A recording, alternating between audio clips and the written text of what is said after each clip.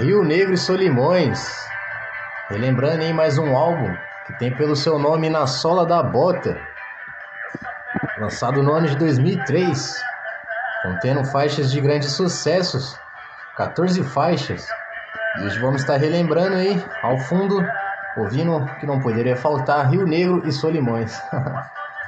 Então bora lá, primeira faixa, No Fim Desta Estrada.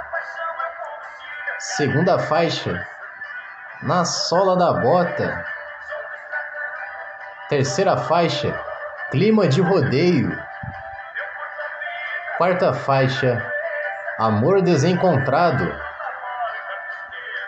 Quinta faixa, O Grito da Galera. Sexta faixa, Não Tô Nem Aí. Sétima faixa, Não Penso em Voltar. Oitava faixa, Madrugada Triste. Nona faixa, Temporal de Lágrimas. Décima faixa, Tendel. 11ª faixa, Vai Começar de Novo.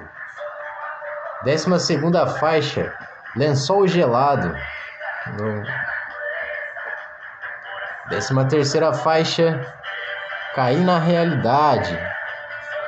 Encerrando esse álbum maravilhoso, 14ª faixa, que tem pelo seu nome Movido pela Emoção. Mais um álbum de grande sucesso, relembrando aí Rio Negro e Solimões. Comenta aí embaixo qual dessas faixas você mais ouve até os dias de hoje. Qual delas marcaram aí a sua juventude e sua infância. Deixa seu like, se inscreva no canal, ativa o sininho e fica por dentro dos vídeos aí. Até a próxima e um grande abraço. Show!